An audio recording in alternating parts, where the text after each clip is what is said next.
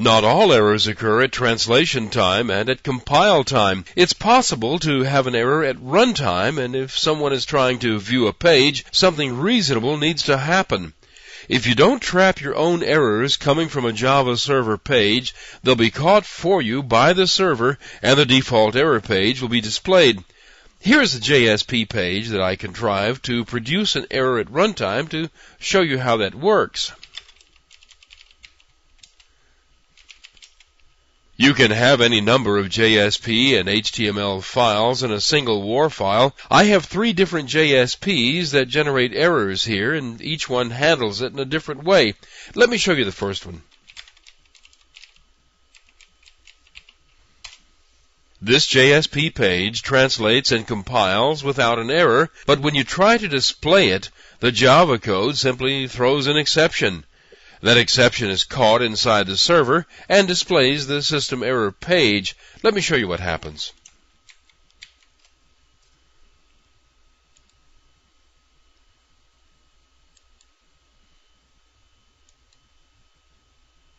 This is the system error page. Here at the bottom you can see the original exception that was thrown by the JSP. It was captured and it caused the throwing of a servlet exception. Now this is all good information if you're analyzing the system, but it doesn't do much for a user trying to look at your pages. Instead of this system page, you can catch the error and display a page of your own.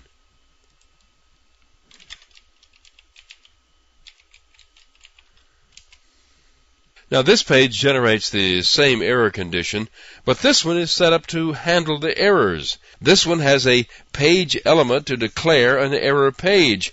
When this page has an error, it causes a display of this HTML page. The HTML page is deployed inside the same WAR file.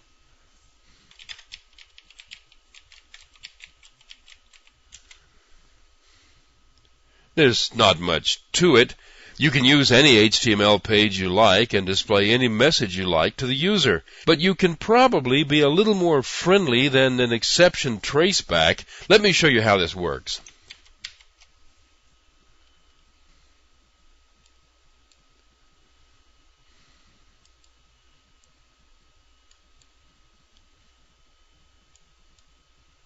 Here you see that the original page, the one with the error, was never displayed. Instead, the error page is displayed.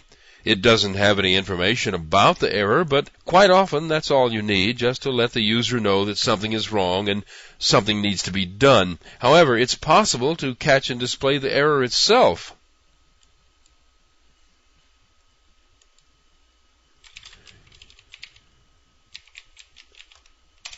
Here's another version of the page that produces the error.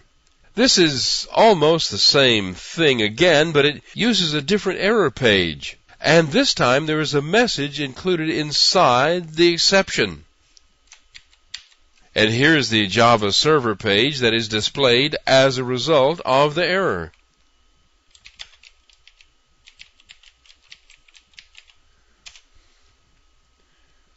This, of course, is a JSP page, so the message included in the exception can be displayed. This page declares itself as an error page. That is, it's one that will be displayed in response to an exception. And take a look at this expression. There is a string variable named exception that exists in all JSP error pages. It's used to display the information about and the message held inside the thrown exception. And here's the result.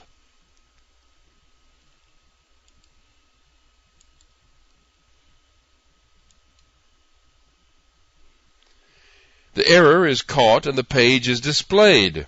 And here you can see that the name of the exception is displayed and the test string inside the exception is also displayed.